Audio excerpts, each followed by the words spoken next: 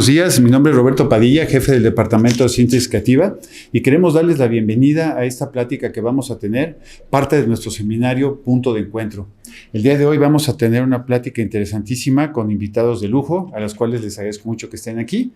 Nuestra plática se va a llamar El diseño y sus herramientas digitales en la revitalización del patrimonio arqueológico de los pueblos indígenas. Y esta plática nos la va a dar Laura Brenda Jiménez Osorio, que es profesora de nuestro departamento. Muchas gracias, Brenda, por estar aquí. Ella es diseñadora industrial por el Tecnológico de Monterrey y maestra en Ciencias y Artes para el Diseño por la UAM Xochimilco. Actualmente cursa un doctorado en Educación en la Universidad Intercontinental, donde su investigación se centra en la inteligencia artificial generativa como herramienta para la innovación docente en la licenciatura en Diseño Industrial. Desde el 2013 se desempeña como profesora investigadora en la UAM Xochimilco. Su compromiso con la educación es evidente por la participación que tiene en órganos colegiados y ponente en foros y conferencias. Liana Ivette Jiménez Osorio, arqueóloga por la Escuela Nacional de Antropología e Historia, ENA. Realizó su doctorado en el Departamento de Herencia Cultural de los Pueblos Indígenas en la Facultad de Arqueología de la Universidad de Leiden, Países Bajos. Uno de sus temas de interés son las humanidades digitales aplicadas a la reconstrucción 3D de sitios arqueológicos. Esto bajo un enfoque decolonial, multivocal y de involucramiento en relación con los herederos directos de este patrimonio. Emanuel Pocel Santoyo. Emanuel Pocel Santoyo es doctor en arqueología y realizó su última investigación en el Instituto de Geografía de la UNAM, la cual fue sobre los movimientos rituales en sitios precoloniales de Ñu Savi, pueblo de la lluvia, o la Mixteca. Uno de sus temas de estudio son las humanidades digitales decoloniales, con las cuales se enfoca en la reconstrucción virtual de sitios precoloniales en el contexto de pueblos indígenas. Rodrigo Ambrís Sánchez. Él es arquitecto egresado del Instituto Tecnológico y de Estudios Superiores de Monterrey, ITESM. Cuenta con más de 15 años de experiencia profesional, destacando su liderazgo en la gestión y ejecución de proyectos de diversas escalas, tanto en el sector público como en el privado. Se especializa en la representación visual y digital de proyectos de diseño y arquitectura, utilizando herramientas avanzadas para la creación de renders, representaciones fotorrealistas, videos y recorridos virtuales. Su habilidad para traducir conceptos arquitectónicos en experiencias visuales inmersivas ha sido clave para el éxito de múltiples proyectos a lo largo de su carrera. Pues les agradecemos muchísimo que estén aquí y los dejo en su plática. Muchas gracias. Muchas gracias. Pues empezamos, ¿verdad? Bueno, pues buenos días a todos. Muchas gracias por acompañarnos en esta presentación. A continuación les voy a platicar un poco en qué consiste el tema del que vamos a hablar. Este es el contenido general. Y bueno, ¿cómo surge este proyecto de investigación del que vamos a hablar? La intención en un principio fue como resolver una problemática. Acuérdense que siempre todo parte de una problemática. Los métodos tradicionales de representación arqueológica generalmente resultan complejos para el público no especializado. Entonces surge esta inquietud de los doctores de cómo poder realizar mejores alcances, explorar nuevas áreas de representación que trascendían como los límites o las fronteras de la disciplina en sí de la arqueología. Entonces surge este interés por colaborar junto con el área del diseño, y aquí en diseño me refiero un poco a todas las ciencias y artes para el diseño, que puede ser gráfico, industrial o arquitectura.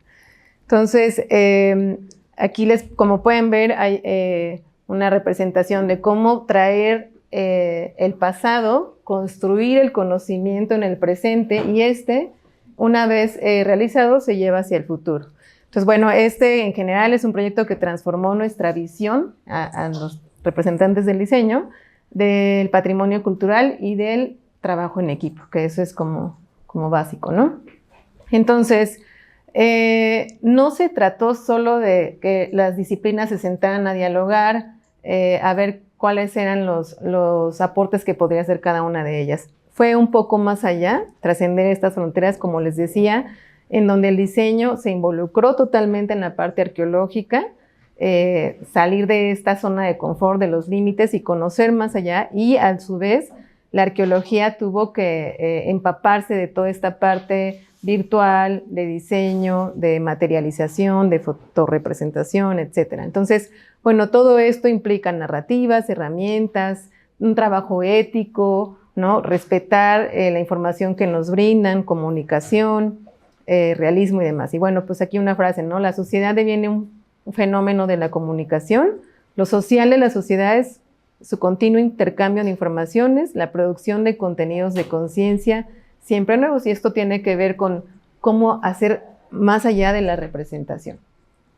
Entonces, bueno, aquí podemos ver en una síntesis muy amplia en qué ha consistido este proyecto. Me gustaría mencionar que ha sido, la presentación será cronológica porque es un proyecto que inició por ahí del 2008 y a lo largo de los años se ha ido reinventando, modificando, actualizando. Entonces, nosotros decidimos dividirlo en 3 y 3 etapas. Las primeras 3 etapas que tienen que ver con la investigación arqueológica, obviamente, de antecedentes, contexto, investigación de campo. La interpretación de los arqueólogos para arrojar estos datos desde lo cualitativo, ¿no? Desde las narrativas y traducirlo a la interpretación, por ejemplo, del sitio arqueológico. Y la recreación, ellos también realizaron interpretaciones en mapas en 2 dimensiones y trazos. Una vez que ellos acaban esta parte, empezamos nosotros en la 4ª etapa, que es la transición hacia lo digital. O sea, cómo pasar de los croquis, de los mapas que ellos elaboraron en principio a mano, de las fotografías que nos proporcionaron, hacia a esta transición utilizando software como Rhinoceros, como AutoCAD, perdón, 3D Max y demás. Y después de esta transición al modelo 3D, pues viene la parte ya de representación fotorrealista o postproducción, ¿no? Cómo agregar el contexto a este espacio que ellos habían investigado. Y finalmente, pues, un aporte extra fue la materialización. O sea, no quedarnos solo con lo visual, incluso lo auditivo, sino ya entrar a una siguiente propuesta de cómo hacer tangible el pasado. Yo así lo veo un poco, ¿no? Pasamos con la parte de ustedes. Bueno, ¿qué tal? Muy buenos días. Pues nosotros les vamos a mostrar la parte arqueológica, antropológica que sustenta este proyecto, ¿no? El objetivo principal que buscamos, pues, es llevar al público en general a ver los datos arqueológicos desde otro ángulo, ¿no? De una manera mucho más fácil, puede ser más realista y sobre todo entender el pasado, ¿no? Uno de los objetivos es eso, ver los sitios arqueológicos como eran antes, pero también buscar una proyección hacia el futuro. Eso lo vamos a ir viendo conforme avance la presentación. En este sentido, primero, Ivette y yo les vamos a hablar, deja paso a la siguiente, primero de ubicación, dónde es que estamos trabajando, cómo es el paisaje en términos generales. Después vamos a ver también aspectos de herencia viva. Todo esto pues, nos va a llevar a ver el contexto social donde estamos haciendo este trabajo, ¿no? Que es muy diferente al urbano, al de ciudad, ¿no? Muchos, a lo mejor de ustedes han ido a comunidades de pueblos indígenas y sabrán que es muy, muy diferente, ¿no? Entonces, el modelo tridimensional, el trabajo que estamos haciendo, pues necesita integrar otras directrices, otras variables, pues para que no se quede nada más como una representación del pasado, ¿no? Pero ahorita lo vamos a ir viendo. Y bueno, ¿dónde trabajamos nosotros? Pues en la Mixteca, ¿no? Vamos a verlo muy rápido. La Mixteca se ubica en el estado de Oaxaca y colinda también con el estado de Puebla y Guerrero. Es muy grande, hay muchas cosas por decir, es una zona montañosa, pero nos vamos a focalizar en esta región. Ahí, esto está un poco difícil, pero bueno. No, ahí está. No sé si han ido a la Mixteca. Yo supongo que a Oaxaca algunos de ustedes sí, pero bueno, la Mixteca se compone de varios poblados, ¿no? Centros grandes, centros urbanos grandes. Es ahí donde convergen varias poblaciones más pequeñas, sobre todo para hacer cuestiones de comercio, intercambiar otros productos. Y no son muchos, pero sí son centros de población grandes, ¿no? Tenemos comunidades también de mediano tamaño, como esta que está aquí. Este es Chalcatongo de Hidalgo. Es precisamente donde trabajamos. El sitio que se reconstruyó es este de acá. Nada más se ve el cerro, prácticamente no se ve nada, ¿no?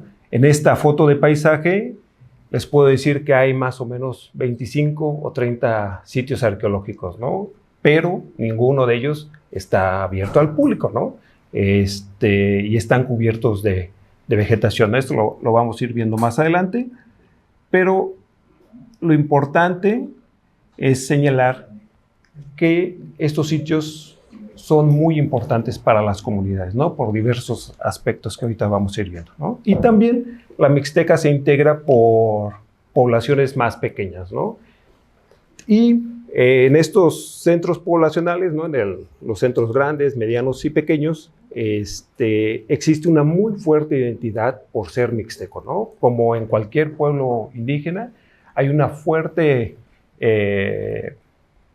identidad de pertenecer a este grupo indígena, ¿no? Pero debido a la colonización ha habido varias rupturas en el aspecto histórico, ¿no? Entonces, en este aspecto, digamos, la arqueología que practicamos Ived y yo, no solo buscamos hablar del pasado, ¿no? O referirnos solamente al pasado, sino buscamos que ese pasado tenga consecuencias en el presente, ¿no? Y que fomente un mejor futuro para estas poblaciones. Y obviamente en trabajos colaborativos con ellos. Bueno, esto es en general el...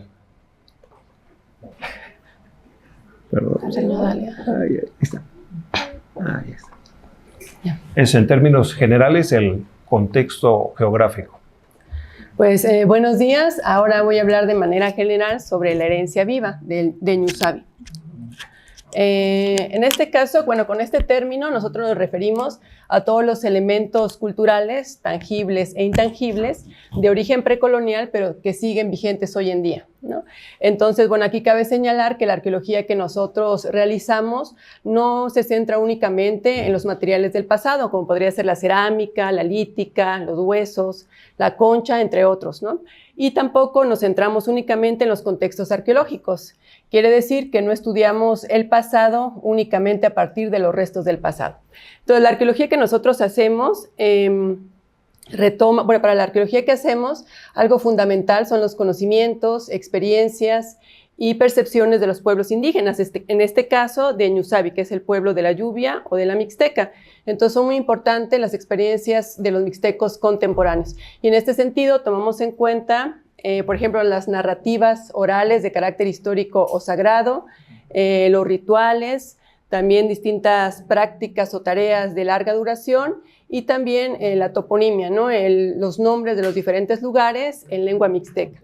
Aquí les tenemos dos ejemplos muy concretos. En este caso, en la imagen podemos ver, bueno, se trata de una comunidad mixteca que se llama Yutanduchi de Guerrero y esta se ha especializado en el trabajo de la palma, especialmente en la elaboración de petates. Y bueno, este uso de petates ha sido un elemento fundamental en las bodas mixtecas, como lo vemos hoy en día, pero también como fueron representados en los códices mixtecos. Entonces, digamos que todos estos elementos que mencioné son también nuestra fuente de información que nosotros retomamos para las investigaciones que realizamos y al mismo tiempo para la reconstrucción 3D que vamos a ver más adelante. Bueno, para la Mixteca, también además de todo lo que mencioné, se tienen los códices mixtecos de origen precolonial, como es la imagen que tenemos aquí.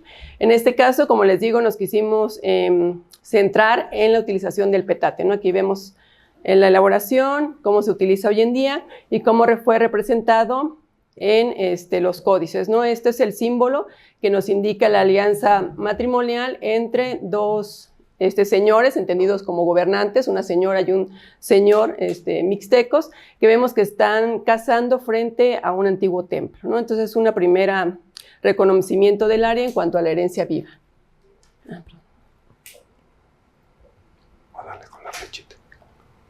Otro ejemplo que tenemos de herencia viva, bueno, es por ejemplo la construcción de una casa.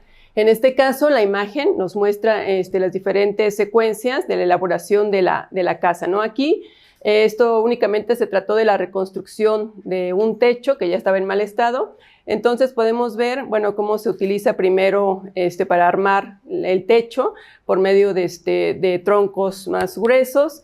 Luego se va haciendo un enramado de troncos más delgados. Aquí se hacen diferentes amarres para que quede bien la palma. Y finalmente se hace el entretejido de palma, para dar el acabado.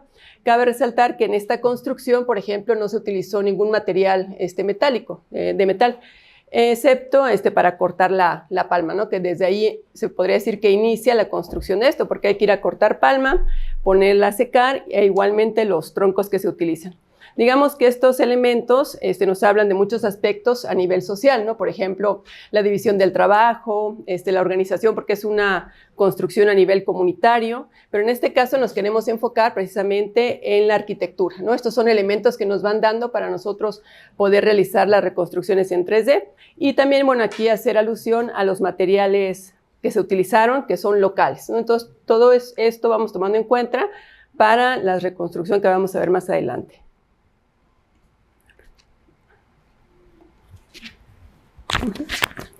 Y bueno, antes de pasar a ver a mayor profundidad los sitios precoloniales en este contexto de pueblos indígenas, pues queremos hacer como una reflexión en torno a cómo son percibidos los sitios arqueológicos, por ejemplo, en ciudades grandes, ¿no? En contextos urbanos.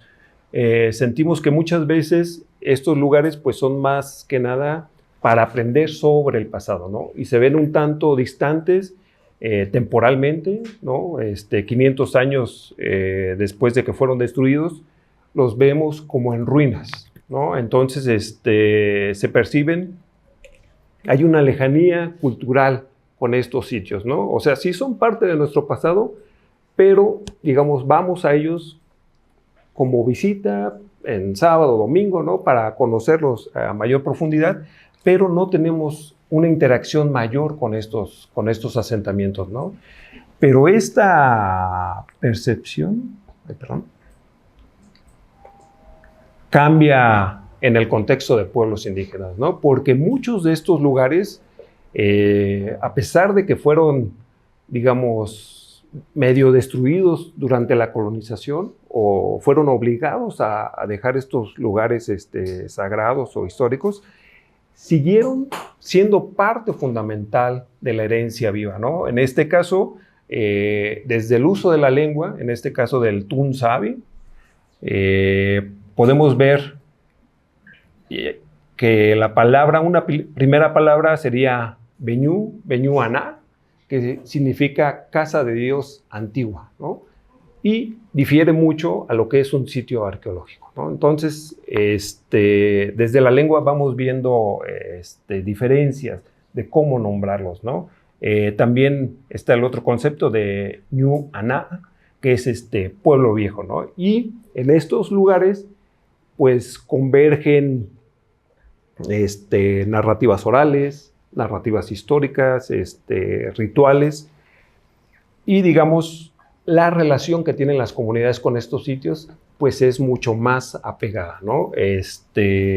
No solamente se visitan en sábado y domingo, sino que realmente son parte de actos rituales, por ejemplo, o de cuestiones históricas, ¿no? Entonces, creemos ahí una mayor responsabilidad cuando hacemos estos modelos tridimensionales, ¿no? Tratar de meter más variables para que la reconstrucción nos lleve a otro nivel narrativo, ¿no? Y bueno, ahora sí empezamos esta parte de ver los sitios arqueológicos. Vamos a ver 3 ejemplos en donde, digamos, podemos decir que son lugares del pasado, pero también lugares que están vivos hoy en día. El primer ejemplo que les mostramos es un lugar que se llama Sachío. En este caso, como vemos en la imagen, podemos reconocer al fondo una capilla. Esta capilla, aquí se conmemora a la Virgen de Juquila, que es una virgen importante en diferentes regiones de Oaxaca, y en Ñusabi no es la excepción. Esta se celebra el 8 de diciembre. Y como vemos, bueno, esta fila son de varios peregrinos, comunidades cercanas y también de la ciudad de Oaxaca que llegan a visitar esta capilla. Entonces vamos poniendo atención en las imágenes. Creo que si alcanzas la flechita más. Por favor. Sí, gracias.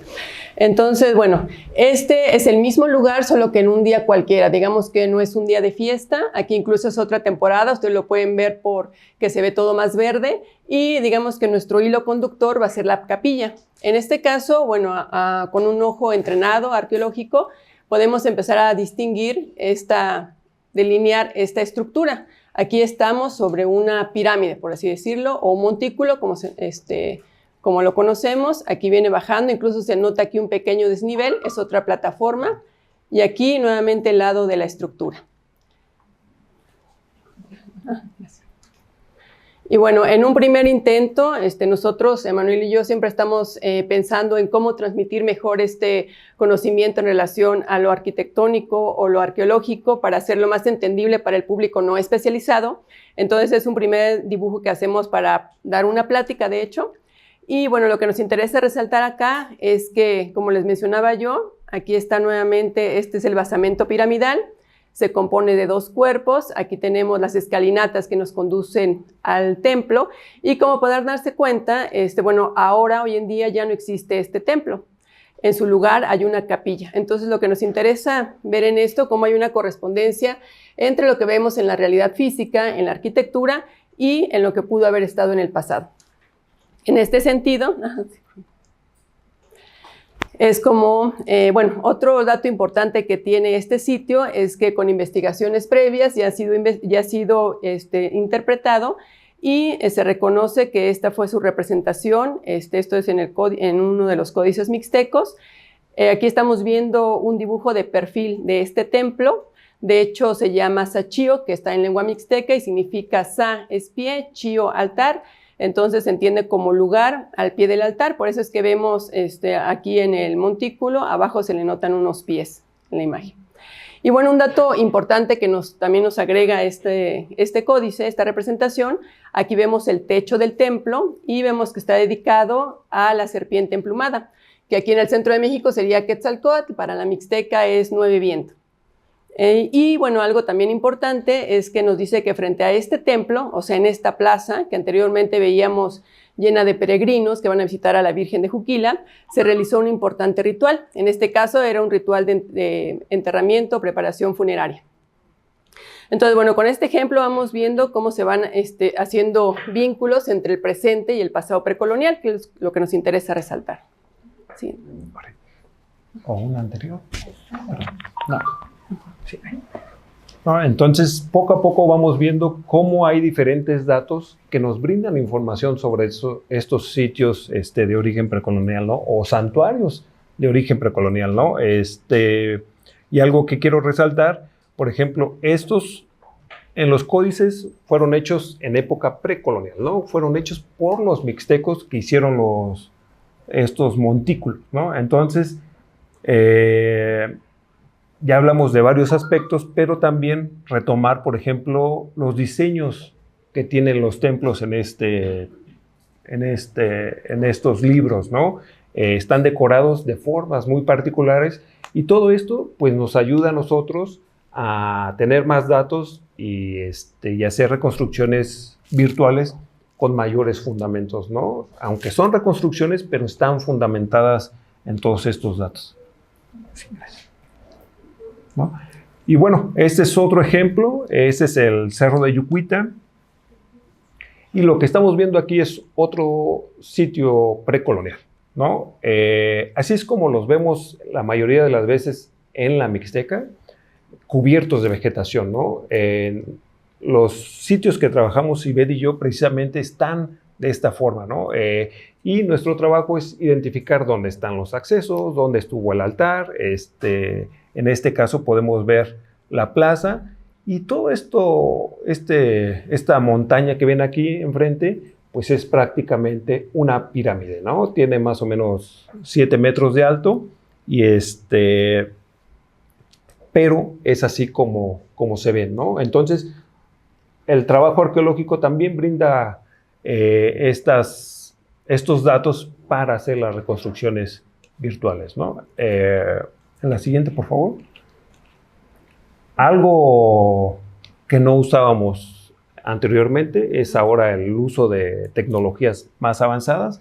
Por ejemplo, este es un levantamiento 3D de un sitio, ¿no? de toda la montaña. Más o menos son, no sé, 150 hectáreas, que serían más o menos como tres unidades de aquí de la UAM de Xochimilco. Es un área bastante extensa, ¿no?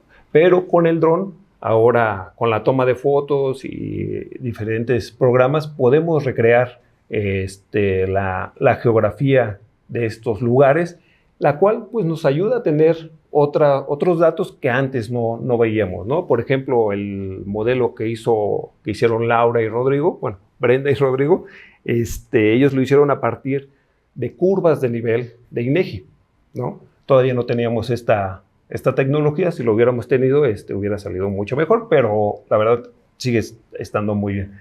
Entonces, digamos, hay diferentes usos de la tecnología, ¿no? En este caso, pues el uso del dron es muy buena.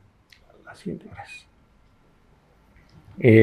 Esto, pues, es el mismo cerro, la misma área, solo que aquí ya estamos en 2 dimensiones, ¿no? Ya no estamos en 3. Y aquí estamos ubicando los diferentes santuarios que conforman todo el cerro, ¿no? Entonces,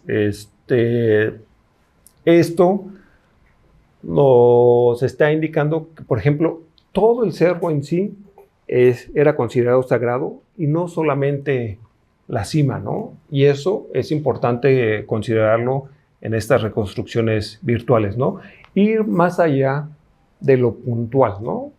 En este caso, integrar elementos del paisaje que muchas veces pensamos no forman parte, pero en realidad sí lo son. Siguiente. No, en este caso nos vamos a enfocar en la cima del cerro. Otra vez, es un sitio antiguo, ¿no? Aquí vemos más o menos la forma cuadrada, y eso es una gran plaza. Y en esta parte de aquí tenemos un altar pequeñito. En este lugar también se llevan rituales, ¿no? Estos son el 14 de septiembre, y lo señalo porque este es el altar que les decía hace un momento, pero lo interesante es que este altar está orientado hacia las fechas del equinoccio, ¿no? Que es el 31 de marzo y 21 de marzo y 21 de septiembre, ¿no? Entonces nos está dando el mismo sitio otro elemento, ¿no? En este caso que está asociado al sol de manera directa, ¿no? Entonces, digamos, para la reconstrucción virtual ya no solamente estamos tomando la montaña en sí mismo, sino lo que está pasando en el entorno, considerando otros elementos, ¿no? Aquí hicimos otra reconstrucción, estamos trabajando con otros compañeros, y en este caso, esta es la plaza que les mostraba hace un momento, y decidimos ponerle imágenes de sol, ¿no? Como estas de acá, y empezarle a dar personalidad a esos edificios, ¿no? Porque muchas veces, bueno, no muchas veces, la mayoría de las veces no sabemos a qué deidades estaban destinados, ¿no? Entonces, esto es brindarles identidad, ¿no? Y que no se queden nada más como pirámides o montículos. De ahí radica la importancia de buscar otros aspectos del paisaje y que nos hablen de estos monumentos. Sí. Bueno, este es el último ejemplo que les vamos a mostrar antes de pasar ya al caso de estudio concreto. Este es otro lugar sagrado, es el santuario del Cerro de Pedimento. Aquí esta imagen nos permite ver también otro poco sobre el paisaje de la Mixteca, que es montañoso. Siempre está, la mayor parte del tiempo está cargada de nubes. Y aquí, en este cerro puntiagudo, podemos reconocer en la cima, ya se habrán dado cuenta de los ejemplos anteriores, vemos también una cruz. Entonces, hacemos un acercamiento. A ver si funciona. Gracias. Ay, no la paso. Anterior. ¿Pon atrás? Puedes pasar la anterior. Ahí está. Creo que no. Bueno, en esa imagen quería mostrar cómo se ve un montículo que es el principal. Este sitio, a diferencia de los que mostramos anteriormente, solo sobresale una estructura principal, que esta la podemos ver aquí. Esta es otra forma de representación. A nivel arqueológico vemos que es un croquis, es un dibujo de planta. Estamos viendo el edificio con una vista de pájaro desde arriba, digamos. Y bueno, vemos que este es el principal. Aquí en el centro reconocemos un altar y esta plataforma alargada que funcionó como portal para dar paso a esta plaza. Con estas son las curvas de nivel, entonces se indica que el asentamiento o este santuario se ubicó justo en la cima del cerro.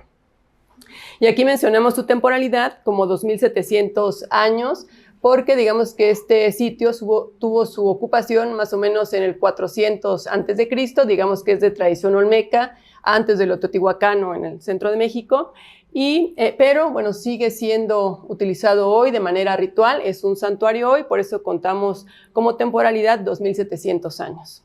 Siguiente. Bueno, este es el acercamiento que estaba buscando, vemos aquí. Este es el montículo que les decía yo, y en este caso vemos expuestas las escalinatas. Es interesante notar que estas escalinatas, por las que hoy se accede a realizar el ritual contemporáneo, fueron las mismas que se utilizaron en el pasado precolonial. Nuevamente es como se vería, o como se ve, perdón, este sitio en el día de fiesta, que en este caso es el segundo viernes de Cuaresma. Y bueno, vemos que el lugar central, el más importante hoy en día, es precisamente en la cima del montículo, ¿no? Como les decía, se suben por estas escalinatas y justo en la plaza principal pues se colocan los diferentes puestos en relación con el ritual que se lleva a cabo acá. Siguiente. Y bueno, aquí tenemos la reconstrucción. Este ya es un trabajo también terminado y cabe mencionar que junto con el que vamos a ver, forman parte de un proyecto ya digital en donde nos interesa la representación de estos lugares sagrados. Ya va a explicar más adelante Manuel. Y bueno, solo quería mostrar que este ejemplo, este ejercicio quedó bastante apegado a lo que nosotros buscábamos. Se respetó, digamos, el paisaje inmediato del sitio, las reconstrucciones de los diferentes templos con ciertos símbolos en relación a lo que se vive hoy en día y al pasado, e incluso se retomaron partes de las terrazas, no solo la arquitectura central, y estas terrazas, bueno, se les colocaron, como vemos aquí, habitaciones, ¿no? Eran de uso habitacional, son las casas, que muchas de estas se siguen construyendo de la misma forma y con los mismos materiales, ¿no? Y bueno, ahora sí, por favor, doy paso a lo que es antes de terminar, pues queremos enfatizar, sí, por favor, la transición y nuevamente la correspondencia, ¿no? Entre lo que vemos hoy en día en la realidad física y cómo pudo haberse visto en el pasado precolonial. Aquí cabe resaltar que precisamente pusimos esta transparencia para notar la concordancia de las escalinatas en cuanto a la ubicación, a la geometría, y ver cómo hoy en día precisamente la cruz se ubica en la parte central en donde estuvo anteriormente el templo. Y bueno, esta es una reconstrucción del altar que yo les mencionaba, utilizando las ofrendas y cosas, elementos que corresponden con el pasado precolonial y actual. Sí. Bueno, ahora sí pasamos. No, y nada más, digamos, ahorita estamos viendo estos lugares, ¿no?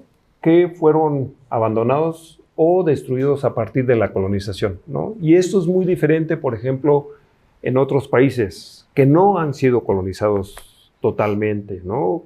Como, por ejemplo, Europa, ¿no? Hay catedrales tan antiguas que siguen estando en uso, ¿no? En China, en Japón, en toda Asia, incluso en Oriente, y digamos, hay santuarios que siguen siendo como siempre han sido, ¿no? Y se van modificando, van cambiando, digamos, pero en el caso de países colonizados como México y como muchos de América, pues estos santuarios han sufrido esta situación, ¿no? De abandono o destrucción.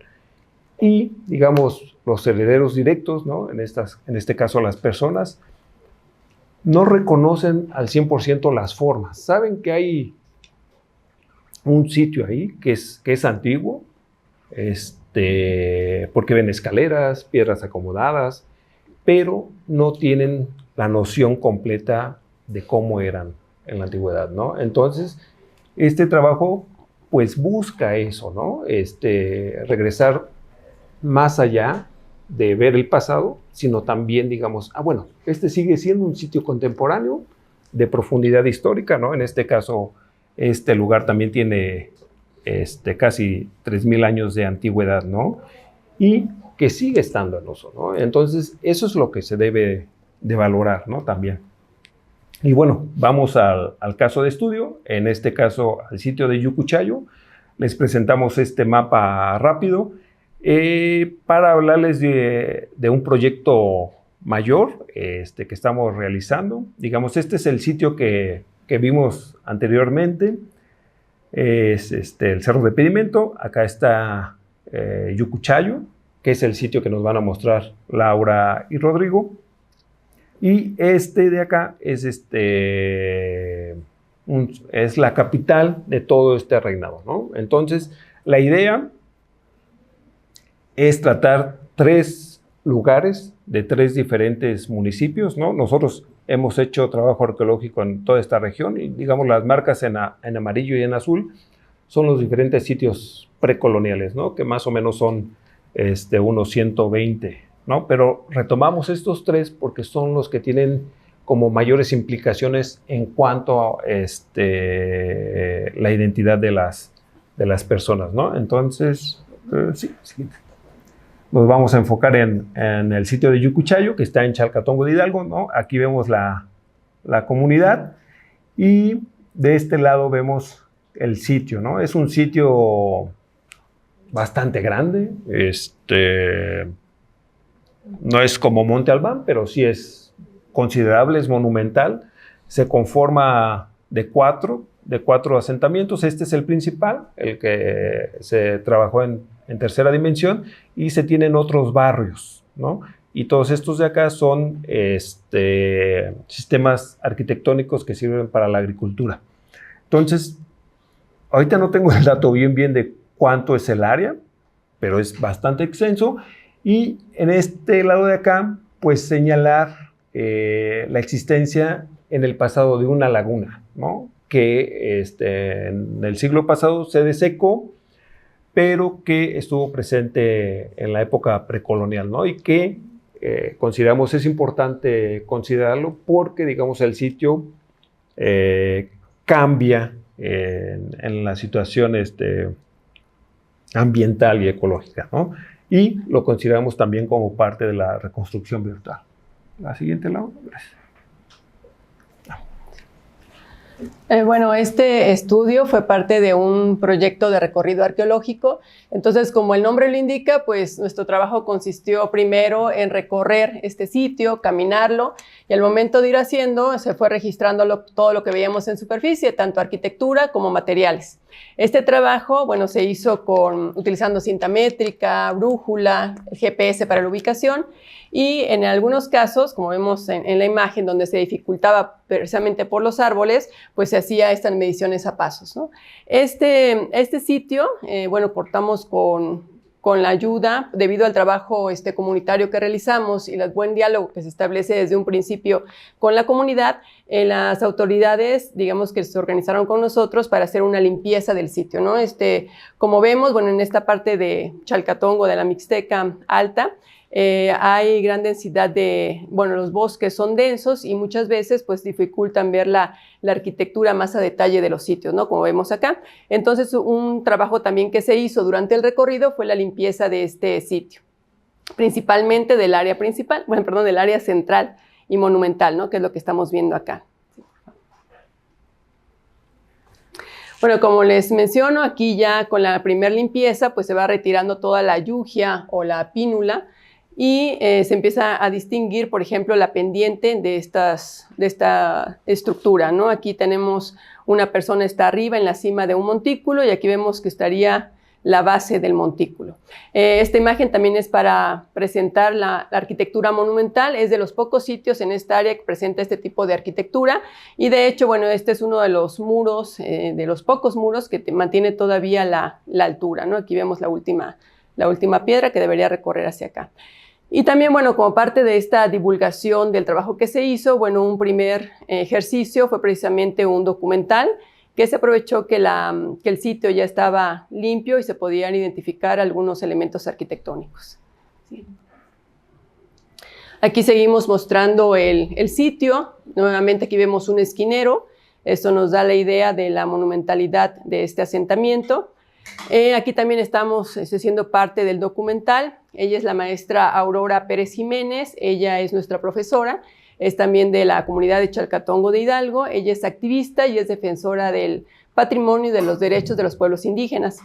Aquí, bueno, también estoy registrando parte de estos elementos arquitectónicos. Vemos aquí un muro y bueno, todo esto se fue registrando sobre papel directamente en campo. Y esta imagen, bueno, nos muestra ya parte del sitio que ha sido con una previa limpieza y nos permite ver también las terrazas, ¿no? Todo el cerro, digamos que tenía terrazas y sobre estas terrazas o camellones pues se encontraban anteriormente unidades habitacionales. Entonces, después de un arduo trabajo en campo, digamos que este es el primer resultado que tenemos, es un croquis, es la representación arqueológica como lo hemos mostrado anteriormente en los otros sitios y aquí, bueno, a grandes rasgos se distingue que tiene una orientación de sur a norte. Y ya se empiezan a distinguir los conjuntos arquitectónicos, tienen ciertas anotaciones en relación con la ubicación específica en GPS y alturas, ¿no? Aquí podemos distinguir el dibujo de corte para saber las diferentes alturas que tenían los conjuntos. Y bueno, ya este es un croquis ya digitalizado, en donde ya también va parte de nuestra interpretación. Es únicamente el área central del sitio, la parte monumental y que está en la cima, como les mostraba yo. Tiene un arreglo, sigue un arreglo de sur a norte y en este caso, bueno, distinguimos 4 conjuntos arquitectónicos y para nombrarlos utilizamos palabras en mixteco de acuerdo a la percepción que se tiene de la conformación de un cerro, por ejemplo, ¿no? Entonces tenemos en la parte baja el jañú o los pies del pueblo, jicañú, que sería el pecho del pueblo. En el centro justo vemos aquí una plaza hundida que está flanqueada por 4 grandes montículos que anteriormente tuvieron un templo y entonces es el Iniñú, que es el corazón del pueblo, y finalmente cerramos con la Xiniñú, que es la cabeza del pueblo. Esta arquitectura es más de carácter administrativo. Y bueno, esta imagen es parte de la limpieza de la plaza hundida y aquí tenemos una vista general de este Iniñú o corazón del pueblo. Se logran distinguir entre los árboles estas diferentes elevaciones que corresponden con los montículos y precisamente estamos viendo el montículo más alto, ¿no? Que correspondería con y la foto fue tomada desde este montículo, ¿no? Que estaría acá. Bueno, como vemos, a pesar de los esfuerzos que hacemos a partir de la arqueología, de esta representación a nivel arqueológico, pues sigue siendo un tanto inaccesible para el público no especializado, ¿no? Entonces no se logra dar la imagen de lo que realmente pudo haber sido en el pasado precolonial. Y bueno, ya con esto sí, damos paso a la digitalización.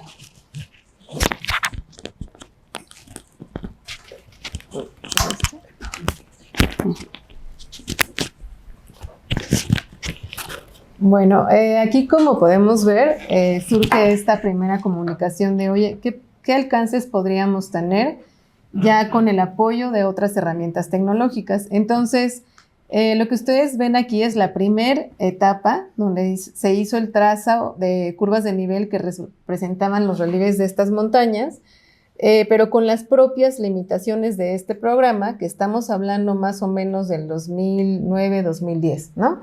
Se hace un primer levantamiento únicamente de territorio con estas volumetrías y también tratando de integrar ya como la representación de la vegetación y demás.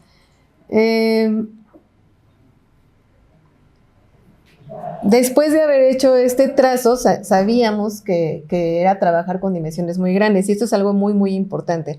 En diseño industrial, cuando trabajamos con software, casi siempre usamos unidades de milímetros. Siempre es milímetros o centímetros.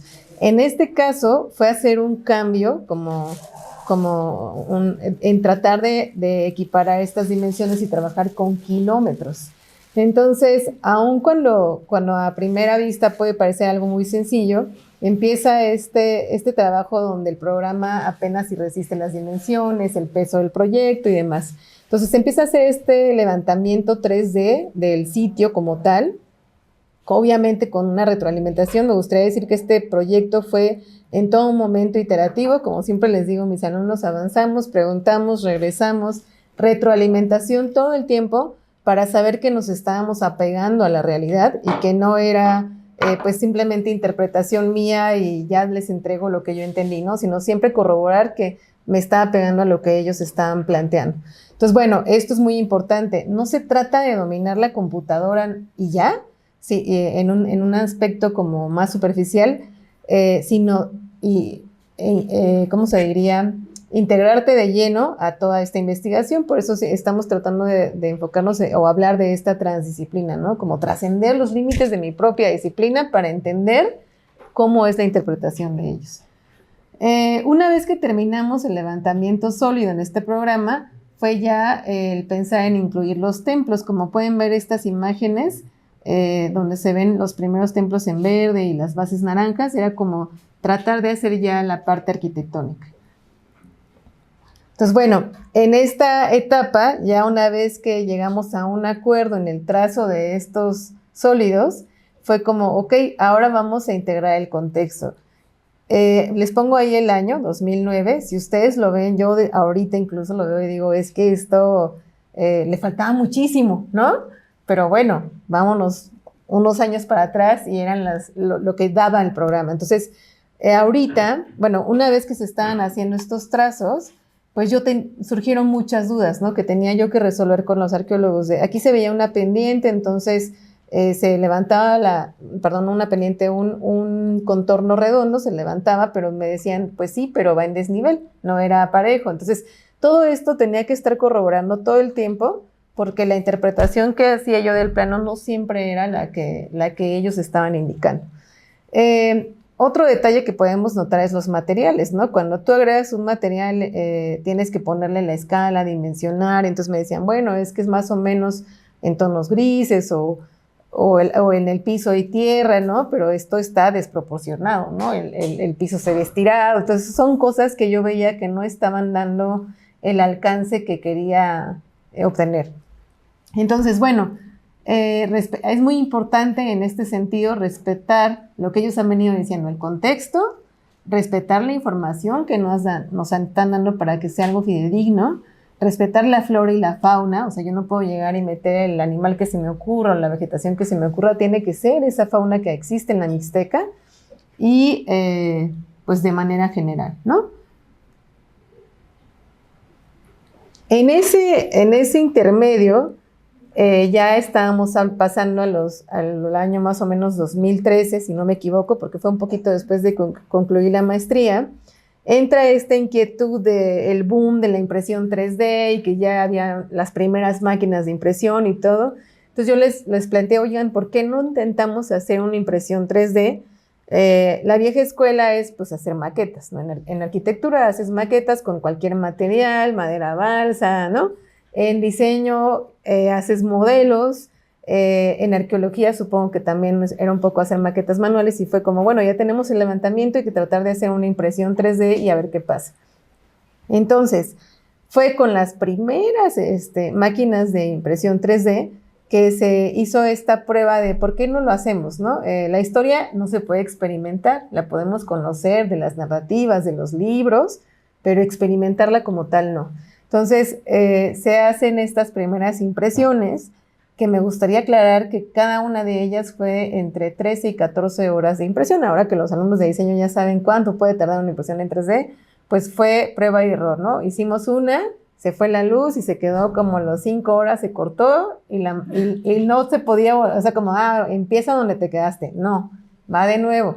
Y se hicieron estas dos. Una del sitio en general, que hablando a una escala es casi 1 250, de manera muy general. O sea, estamos acostumbrados a trabajar con escala 1.3, 1.4, en arquitectura, no sé, 1.10, si ustedes quieren, pero ahorita es 1.250, o sea, hacerlo lo más chico. Entonces, esto se convierte en información táctil, ¿no? ¿Qué pasó?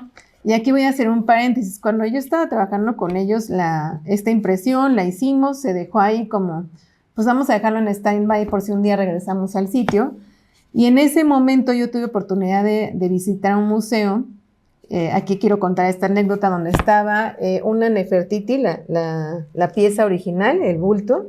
En ese mismo museo estaba una réplica de esa Nefertiti en cerámica y había otra más que era una Nefertiti en impresión 3D. Entonces, yo al principio traté de entender cuál era el objetivo de esto y era como esta parte de inclusión.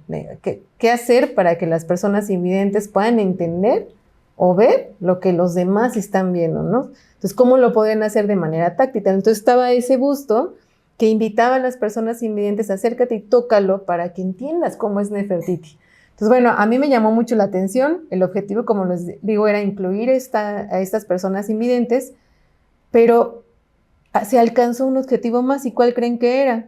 Pues que las personas videntes dijeron, bueno, yo también quiero sentir. O sea, quiero sentir qué se siente no ver y tocar un bulto y tratar de entenderlo. Entonces, fue algo que llevó a la reflexión derivada de la inclusión, ¿no? O sea, ya las personas invidentes pueden entender el bulto, pero los demás podemos entender y tener esta empatía por aquellos que visitan el museo.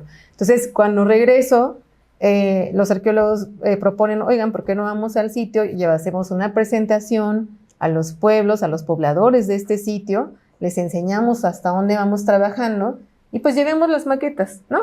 Para que ellos entiendan el espacio. Este ejercicio me sirvió a mí como diseñador industrial desde la disciplina, ¿no? A mí me cuesta mucho trabajo entender un sitio arqueológico, honestamente, ¿no?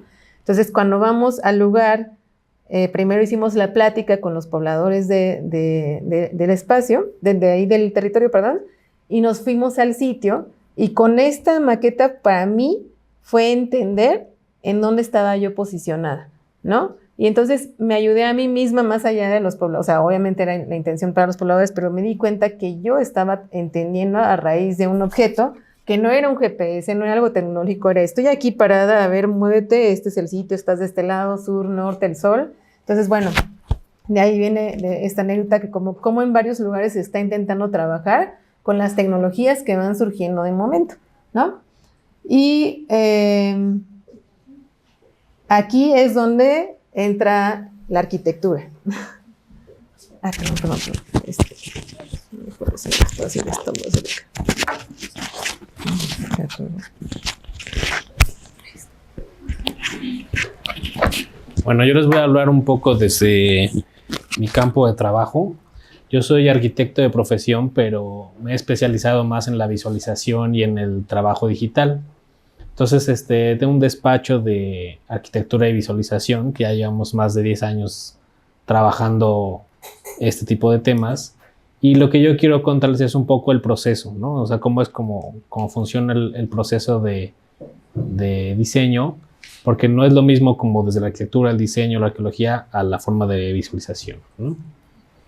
Entonces, bueno, eso les va a sonar un poco conocido. El flujo de trabajo también es un flujo creativo, ¿no? Que implica varias cosas. Entonces, lo primero que hacemos es recibir la información, como decían los arqueólogos, puede ser plano, puede ser un modelo de rinoceros, puede ser SketchUp, diferentes programas, ¿no? Y también esto va evolucionando, ¿no? A lo largo del tiempo hemos evolucionado en cómo se recibe esa información. Lo primero que hacemos es hacer un modelo nuevo, ¿no? Hacemos un modelo nuevo. Yo trabajo en 3D Max, que muchos de ustedes lo conocerán. Hay muchos otros programas ahora, pero a mí siempre me preguntan, ¿cuál es el mejor programa, ¿no? El mejor programa es el que sepas usar, ¿no? El que sepas usar lo más posible, ese va a ser el mejor programa, ¿no? Entonces, entre más tiempo le dediques, más tiempo le trabajes, más capacidad vas a tener para desarrollar tu objetivo, ¿no? Entonces, primero se crea un modelo 3D. Ese modelo 3D después se pasa a un wireframe, que el wireframe lo que yo hago es poner iluminación, un poco lo que decían ahorita de la orientación. En este tipo de trabajos es muy importante para por dónde sale el sol, por dónde se mete, a qué hora, ¿no? A qué hora. Y eso es escalable a cualquier proyecto, ¿no? Si tú vas a diseñar una casa, pues también tienes que fijarte si el sol te va a pegar en la mañana en el cuarto o en la sala o en qué espacio, ¿no?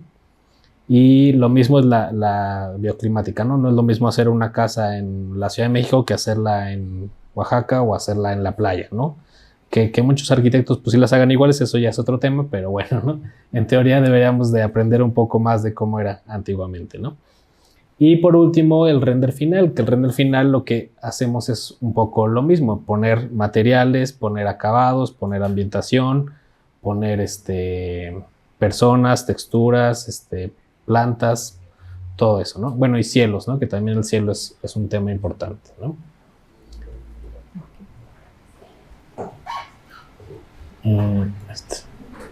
Bueno, ese fue un ejemplo exterior, este es un ejemplo interior, ¿no? El concepto es el mismo, o sea, partimos del modelo, que puede ser modelo que tú hagas manualmente, pueden ser modelos importados, pueden ser modelos a medida, ¿no? En este caso, pues es algo muy contemporáneo, ¿no? Pero también la ambientación que tú le pongas va a hablar del espacio, ¿no? Entonces va a comunicar algo, ¿no? Entonces, este ejemplo ahorita vamos a ver cómo se puede escalar a cualquier tipo de proyecto, ¿no? Igual, de nuevo, ¿no?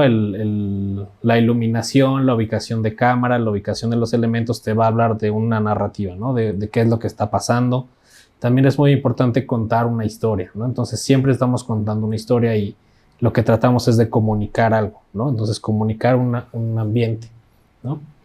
Y por último, pues eso, ¿no? Los materiales, la iluminación, los detalles como el despertador o como la cobija sobre la cama, ese tipo de cosas te van a dar un extra, ¿no? Te van a dar un plus, ¿no? Entonces, eso yo se los paso ahorita como tip, que siempre busquen pues ese detalle extra, ¿no? No siempre se queden nada más con el objeto o con el modelo, ¿no? Porque puedes decir, pues hazme una recámara, ustedes ponen una cama y ya está, ¿no?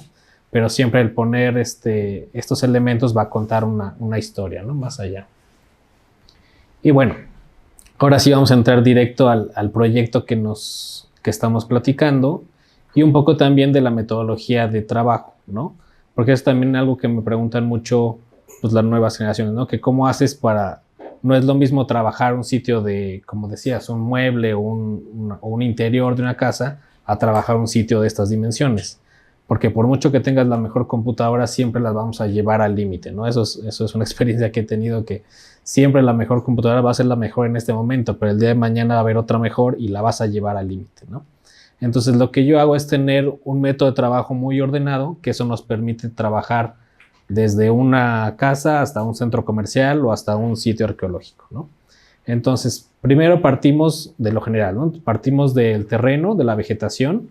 Entonces, adaptamos toda esta información que nos pasan los arqueólogos, que ya nos explicaron, ¿no? Cómo es la vegetación, la posible laguna que pudo haber existido en ese tiempo, esa etapa de transición o que le llaman de terrazas, ¿no? Donde había habitación y caminos para cultivo y todo eso. Después, eso yo normalmente lo hago en un archivo, eso es un archivo aparte. Después entro a la etapa de edificios y plazas, que normalmente sería como la arquitectura. Por ejemplo, si hiciéramos este edificio, sería toda la estructura o la arquitectura del edificio sin poner mobiliario ni nada de eso, ¿no? La pura arquitectura, ¿no? Entonces, en este caso yo le llamé edificios y plazas. Eso es otro archivo aparte. Y luego tenemos otro que se llama templos y estructuras, que es donde ya empezamos a detallar. Si se alcanza a ver, ¿recuerdan la foto que nos puso la doctora Liana? Veía cómo estaban armando la casa, la comunidad, ¿no? Entonces un poco tratamos de respetar esa información y entonces poner esa misma estructura, esa misma forma de construir las casas. Y por último, entramos a los detalles, ¿no? Que por ejemplo aquí pueden ver un poquito de estos detalles de grecas, de colores, de ya la ambientación de la palma, ¿no?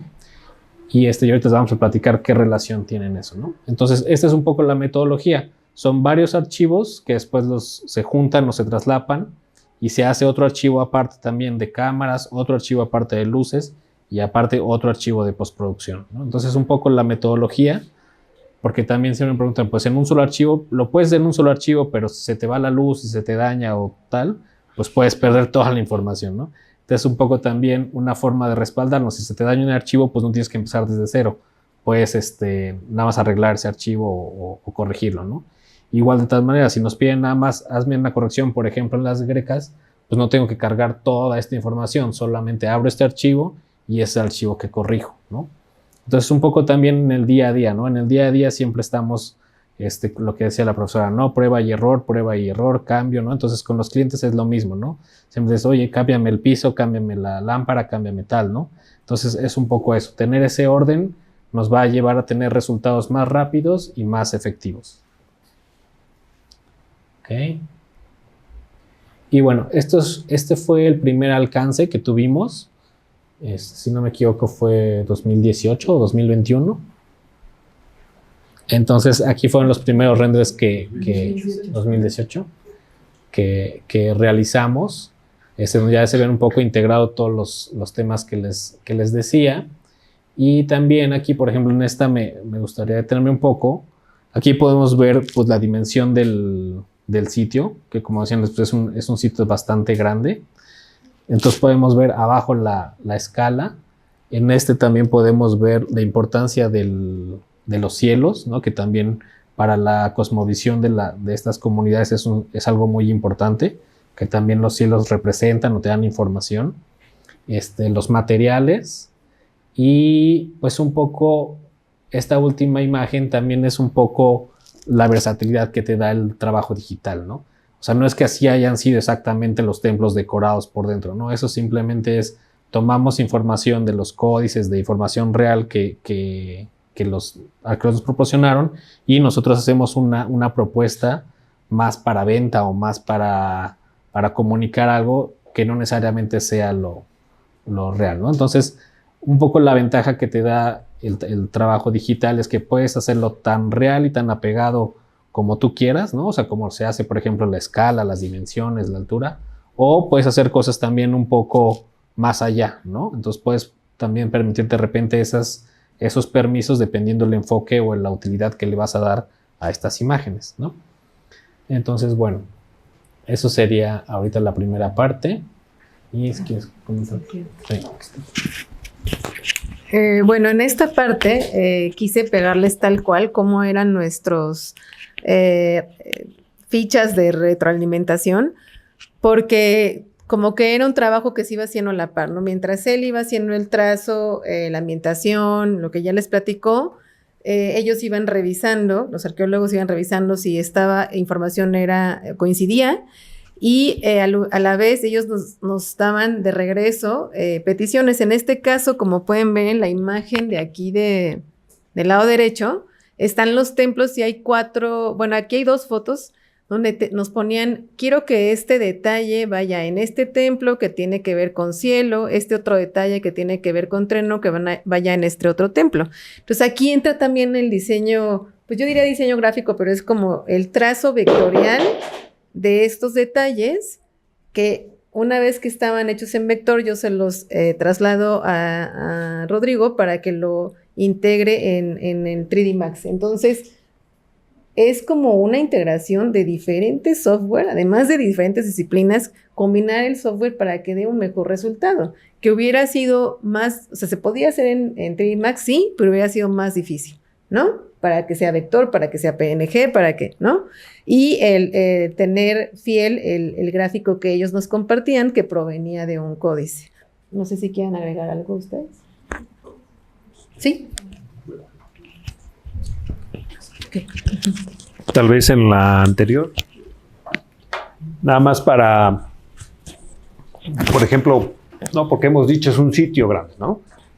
Pero tiene más o menos de lado, de extremo a extremo, más o menos 400 metros, que si calculamos o lo pasamos a algo más conocido, serían como casi 4 canchas de fútbol a lo largo, ¿no? Entonces, estamos hablando de un sitio bastante extenso, ¿no? Y, digamos, en la primera maqueta, bueno, en el primer modelo que hizo Laura, se anexaron figuras humanas. Y esto para darle la la dimensión, ¿no?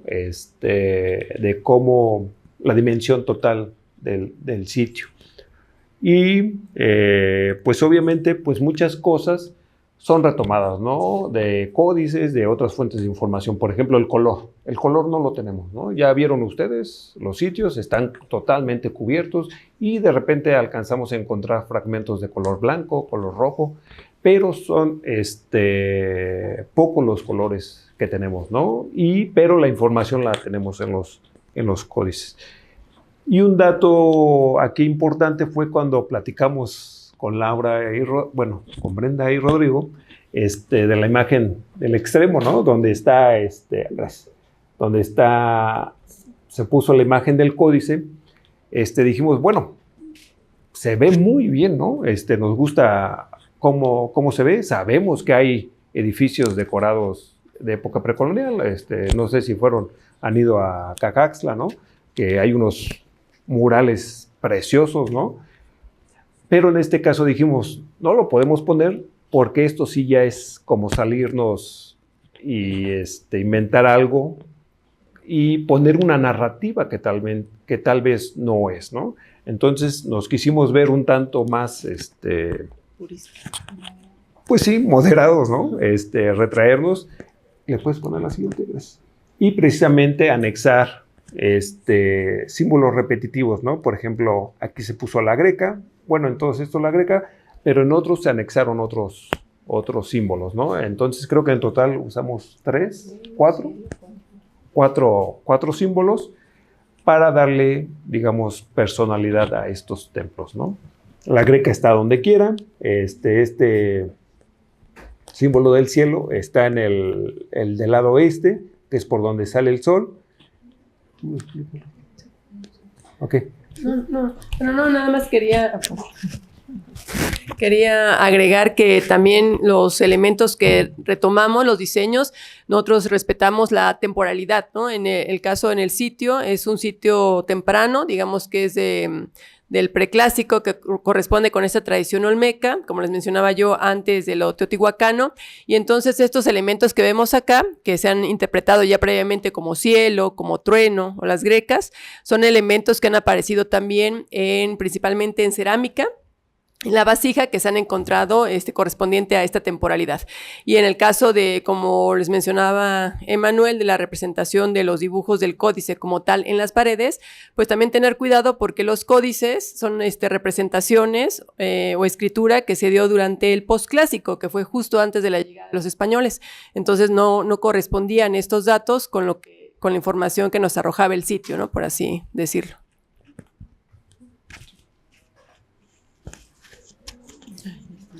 Bueno. Y en ese momento, en el 2018, cuando ya teníamos un avance considerable, ¿no? Que nos gustaba mucho de cómo ya se veía el sitio, ¿no? Ya de pasar de estos planos de 2 dimensiones, de ver el sitio cubierto de vegetación, pues tenemos otra información que la que nos mostró Brenda y Rodrigo. Pues hicimos pláticas en los 3 municipios, ¿no?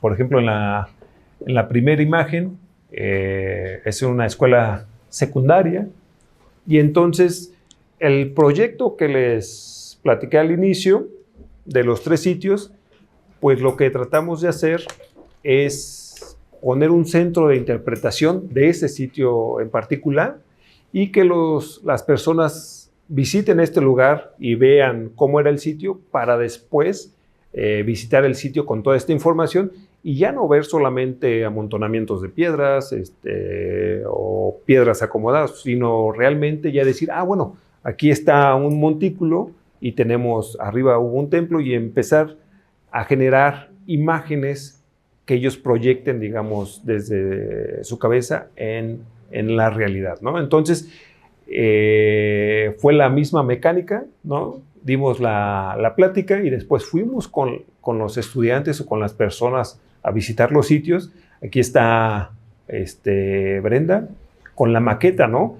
Y aquí, digamos, algo que ya platicó fue precisamente lo de la identificación y orientación en el sitio, ¿no? Que, digamos, este uso, pues se descubrió realmente en el sitio, ¿no? Y entonces, digamos, el proyecto pues va retroalimentándose de estas experiencias directas con las personas de las comunidades, ¿no? Aquí estamos en otra comunidad con las autoridades, ¿no? Atrás están todos los bastones de mando y digamos, fueron bien recibidas en general, ¿no? También fuimos hay una universidad en esta región, que es la UNICHA, la Universidad de Chalcatongo, que pertenece al sistema de universidades de Oaxaca y que, digamos, no están centralizadas, sino que están en poblados lejanos, ¿no? de la capital. Y eso es también lo que buscamos nosotros, ¿no? Por ejemplo, Monte Albán, Mitla, digamos, están reconstruidos virtualmente y se pueden visitar hoy en día, ¿no? Pero también, digamos, como arqueólogos, y en este caso también incluyo a Brenda y a Rodrigo, tenemos la responsabilidad de abrir o hacer accesibles estos lugares, ¿no? Y que no solamente hay una centralización, por ejemplo, en el estado de Oaxaca, ¿no? Y que, digamos, esta oportunidad, pues obviamente está direccionada principalmente pues a los pobladores de estas comunidades, ¿no? Y por supuesto a los que visiten, ¿no? A un turismo, ¿no? Y buscamos pues con ello generar un turismo intercomunitario, pero también ir reforzando cuestiones de identidad, ¿no? Y aquí, ¿no? Igual, algo que es bastante positivo es que muchas personas tienen celular, ¿no? Entonces, aquí vemos precisamente, ¿no? Cómo, digamos, en la plática, pues están tomándole fotos al sitio para compartir con sus familiares, ¿no? Y de eso se trata, de poder llevar estos modelos a los celulares o desde una computadora y que los puedan visualizar, ¿no? Entonces, creemos que que puede ser muy productivo, ¿no? Para las comunidades. Sí, bueno, uno de los principales objetivos de los proyectos que planteamos es llevar esta información o estos resultados de nuestros proyectos a las personas directamente involucradas, ¿no? Que son los habitantes de las diferentes comunidades o municipios en donde trabajamos, pero a la par pues se lleva divulgación a nivel nacional y también internacional. Y además de ponencias que damos, pues también como resultados tenemos diferentes publicaciones que se pueden buscar en línea y también se habla de los diferentes procesos y ejemplos que hemos manejado, y 2 publicaciones que vale la pena resaltar son estos 2, que son números completos de Cuadernos del Sur, en donde se presentan diferentes ejemplos de la herencia viva o el patrimonio cultural, especialmente de Oaxaca, en relación con las humanidades digitales. Entonces, simplemente esta imagen es para ver los diferentes resultados y que tratamos de llegar tanto a público especialista como a público no especializado. Bueno, y este es un video, digamos, una imagen, a partir de una imagen 360, de cómo vemos la plaza principal del sitio, ¿no? Y así se ve. Vemos una parte plana, pero todo cubierto de bosque, todo cubierto de esta pínula, ¿no? Podemos ver algunas montañitas, ¿no? Pero en realidad no alcanzamos a comprender el sitio en sí. Pero aquí mostramos otra imagen 360, pero de la misma área, ¿no? Y entonces ya vamos viendo cómo los templos y las decoraciones, ¿no? Y cómo estuvo en el pasado, ¿no? Y exaltan, también se estresan pues los símbolos que se utilizaron, ¿no? Que al final de cuentas estos símbolos que decidimos poner de trueno, del cielo y de la greca, pues son parte de la herencia del pueblo de la lluvia, ¿no? De este pueblo original, y que nos ayudan a crear conexiones, ¿no? Ya no solamente ven como la construcción, la pirámide, sino que empiezan a identificar estos símbolos y a decir, bueno, esto es parte de nuestra cultura, ¿no? Este sitio es parte de nosotros, ¿no? Entonces es ahí donde buscamos dar el escalón hacia una proyección hacia el futuro.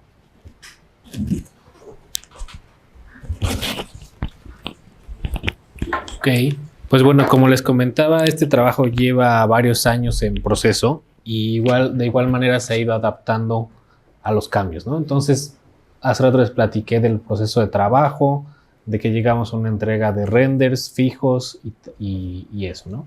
Actualmente ya los renders fijos pues ya están quedando cortos, ¿no? Entonces ahora estamos trabajando con un nuevo modelo que son los 360, ¿no? Los 360 es como si tú estuvieras parado en el sitio con una cámara y tomaras fotos 360 grados o con una de estas cámaras que ya lo hacen, ¿no? Ya te toman la vista. Entonces ahorita vimos un ejemplo de cómo sería.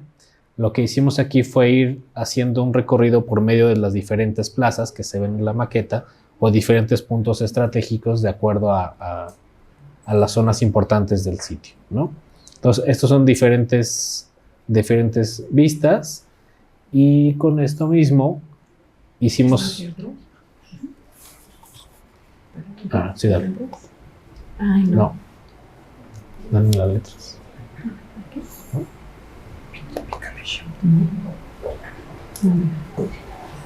¿Es así? A ver, vamos. Con Shift, ¿no? Con la de abajo. ¿Un shift?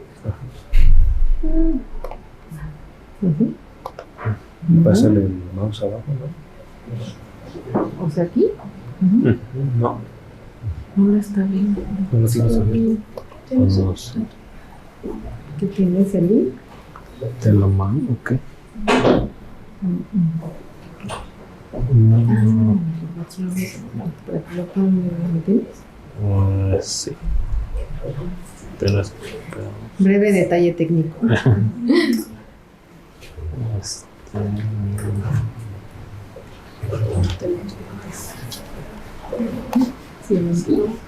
Pues sí. O platica antes.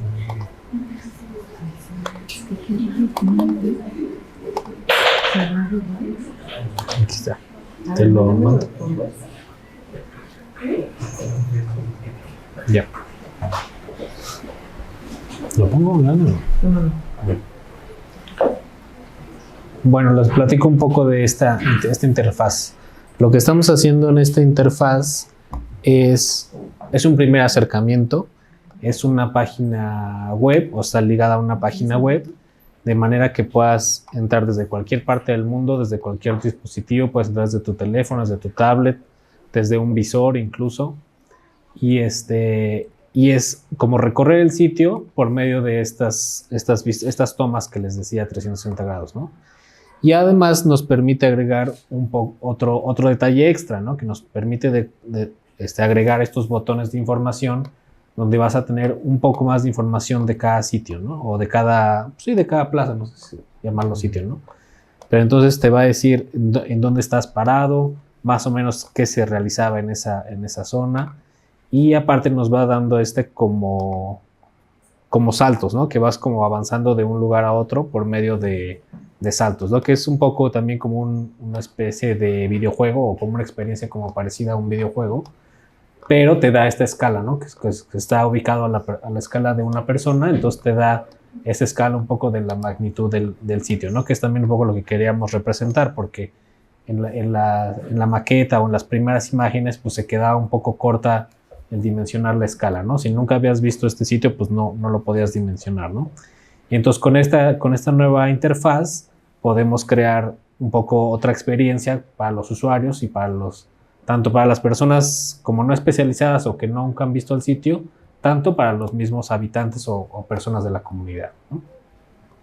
¿Nos quieren agregar algo más?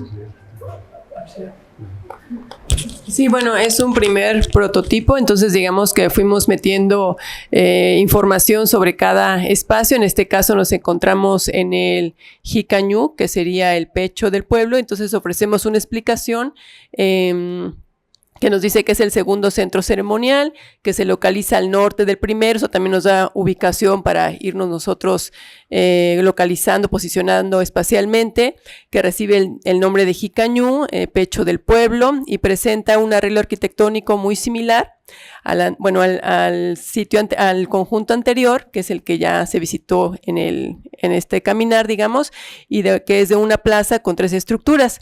Y el templo principal se localiza al este, ¿no? Una plataforma con templo al sur, y al norte la plataforma con escalinatas que da acceso al principal centro ceremonial en la cima. Entonces, digamos que este es el conjunto que nos va a dar acceso al centro principal del sitio. Entonces se va poniendo un poco de información ya más a detalle, y nos permite irnos ubicando en el espacio, en tiempo, y dando algunos detalles sobre la decoración, por ejemplo, ¿no? Pero son primeros ejercicios que se hace, entonces falta meterle más texto, detalles, ir viendo cómo va manejando, y lo que nos va pidiendo también pues el público, ¿no? Al momento de usarlo pues salen ahí nuevas interrogantes, y es como vamos manejando, ¿no? Como comentaba la maestra Brenda, pues resulta de un proceso de prueba, se va a la comunidad, se presenta ante el público o el público en general, y pues es un proceso de retroalimentación, ¿no? Entonces es como van haciendo modificaciones o va creciendo los diferentes trabajos y proyectos que vamos realizando.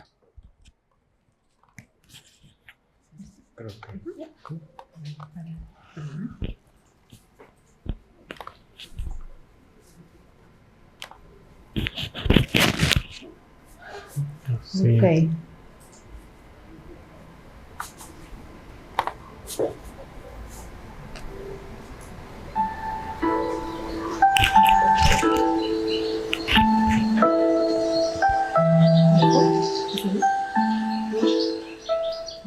Bueno, aquí les vamos a presentar un video que también es otra forma de representar el sitio. Este es un video que incluye pues varios, o sea, diferentes tomas que pueden ser como, ahora las asociamos al nivel de dron, pero antiguamente eran como desplazamientos de cámara que nos dan un poco también la escala, la orientación, incluir el paisaje, lo que les decía de la sierra montañosa, del cielo, la vegetación circundante. Y también va a haber ahorita va a aparecer un recorrido a nivel de persona que es diferente al que vimos, sino es un recorrido más como si fueras en un solo camino, ¿no? No te puedes parar, no puedes regresar, pero también nos da otra sensación y otra forma de percibir el mismo sitio, ¿no? Entonces, ahí va, ¿no? No, y algo que no mencionamos en un inicio es que esto es un proyecto, sí, académico, pero que no es financiado, ¿no? Aquí es realmente la suma de voluntades de nosotros, y por eso ha sido tan largo, ¿no? Porque vamos avanzando, ahora sí que conforme vamos pudiendo realizar estos trabajos, y por ejemplo, este último recorrido que fue o en este año o el año pasado, ya no me acuerdo. Igual las tomas 360, platicando con Rodrigo y Brenda, nos dijeron, oigan, está este nuevo programa donde podemos verlo y hacer un prototipo y mostrarlo en la comunidad, ¿no? Y que se vayan sumando, digamos, los productos finales, ¿no? Que sería este video, la interfaz 360, las maquetas, y digamos, y pues sentimos que con todo esto, el objetivo principal, que era mostrar cómo era el sitio y que haya una identificación con este lugar por parte de las personas, pues creemos que lo hemos cumplido, ¿no? Y ya los productos, pues son resultados también muy positivos, ¿no?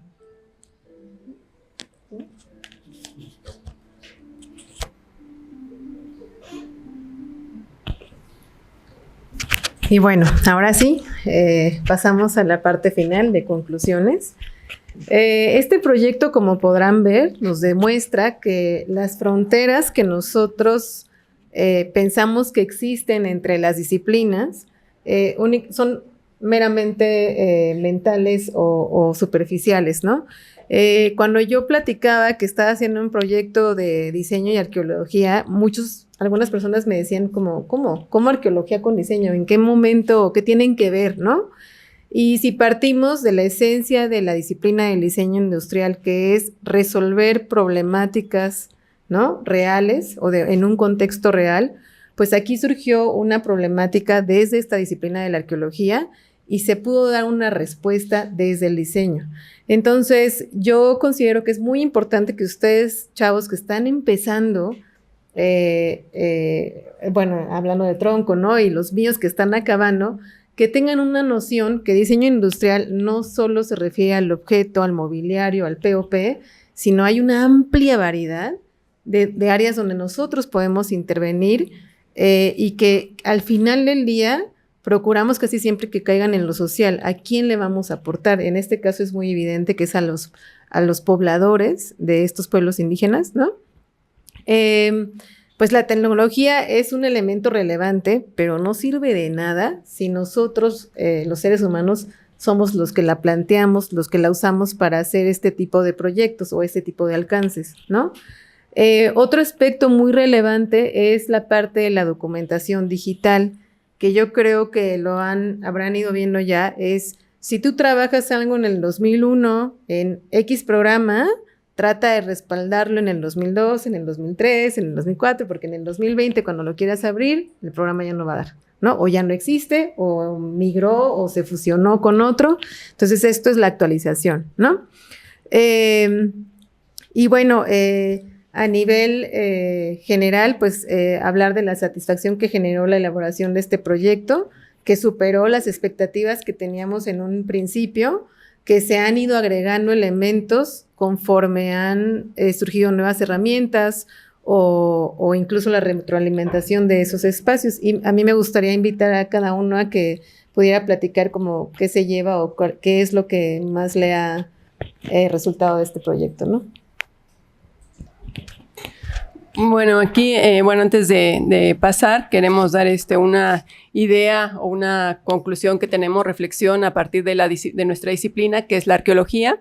Y entonces, bueno, decimos, en el contexto de pueblos indígenas, bajo un enfoque decolonial, que es lo que hemos enfatizado en la plática, consideramos que las reconstrucciones 3D de sitios precoloniales no solo son para visualizar el pasado, sino también para reforzar la identidad de los habitantes, que fue un punto central que planteamos desde el inicio de nuestro proyecto, ¿no? Entonces... No, y retomar algo que es muy importante, ¿no? Este trabajo ha sido largo, y en ese proceso pues ha habido retroalimentación, ¿no? Ahora sí que la información va y viene, y en ese proceso siempre ha habido roces, ¿no? En el sentido de que, ay, esto no es así, ay, esto sí es así, o ellos nos dicen, es que esto no puede ir así, ¿no? Entonces, nosotros sentíamos, ¿no? Quiere modificar nuestro trabajo, o viceversa, ¿no? Pero al final del día, eso pasa a segundo plano cuando recordamos el objetivo principal, ¿no? En este caso, que es que las personas de las comunidades puedan visualizar este aspecto, ¿no? En ese sentido, estos roces, ¿no? Porque eso es lo que genera también el trabajo transdisciplinario, y que al mismo tiempo es muy productivo, ¿no? Entonces, todo esto se olvida cuando regresamos al objetivo general. Esto no es para nosotros, ¿no? Podemos arreglar nuestras diferencias de comunicación y visualizarlo para el usuario final, ¿no? Y yo con esa reflexión me quedo, ¿no? Y esperamos que sigamos platicando, ¿no? Porque va a haber mucho más. Ok, yo lo que les diría desde mi profesión es, pues un poco también lo que decía la profesora Brenda, o sea, no quedarse estancados o en la zona de confort, siempre ver hasta dónde podemos llegar, qué podemos hacer más, qué podemos hacer extra. Y también algo que pensaba yo es, pues antes guardamos la información en disquetes, ¿no? Luego en CDs, luego en tal, ¿no? Y ahorita ya no existen ninguno de esos, ¿no? Entonces ahorita lo subimos a la nube, pero no sabemos el día de mañana cuál vaya a ser la nueva forma de guardar o compartir la información. Entonces también un poco lo que me llevo de este proyecto es un proyecto que ha evolucionado, que no se quedó solamente en unos renders y ya, ¿no? O sea, sino es un proyecto que ha ido evolucionando y pues sobre todo eso, ¿no? Que ha tenido un impacto social, un impacto personal también como de crecimiento de cada uno y pues que al final pues también que les sirva a ustedes de motivación, ¿no? De buscar otras oportunidades o otros lugares donde puedan hacer la diferencia, ¿no? Eso sería todo. Y bueno, para cerrar, a mí lo que me ha dejado este proyecto es darme cuenta que una vez que abres tu mente y que eres más flexible a otro tipo de colaboraciones, te das cuenta que los resultados pueden ser todavía más lejanos, ¿no? En este caso, el mayor aprendizaje para mí fue aprender a trabajar en equipo, aprender a recibir retroalimentaciones distintas y no quedarte detrás del gabinete, ¿no? Sino ir al lugar, hacer investigación de campo, y la satisfacción al final del día es ver el beneficio que genera en los poblados, ¿no? Particularmente a mí, algo que nunca voy a olvidar es cuando tenía yo la maqueta con pues uno de los niños o que estaban en el poblado, y que cuando estábamos entendiendo el sitio fue como, ¿es aquí? ¿En serio es aquí donde estoy parado? Aquí había un templo, ¿no? Y que esto se logró gracias a toda la integración de estos elementos que ya hablaba Emanuel. Entonces, bueno, espero que esto les sirva a ustedes para darse cuenta que no solo es desde aquí de la ciudad o mobiliario, sino hay más allá que ustedes pueden trabajar. Pues nada, agradecer muchísimo al Seminario Punto de Encuentro y a nuestro Departamento de Síntesis Creativa por este espacio. Gracias.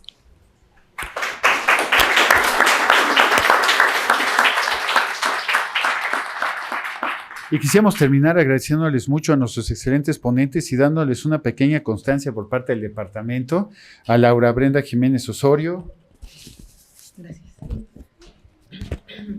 Liana Ivette Jiménez Osorio, Gracias. Rodrigo Ambriz Sánchez y a Emanuel José Santoyo por habernos acompañado. Les agradecemos mucho su atención, muchas gracias. Y a todas las personas que nos vieron, las que están aquí en el seminario, los que nos vieron en línea, les agradecemos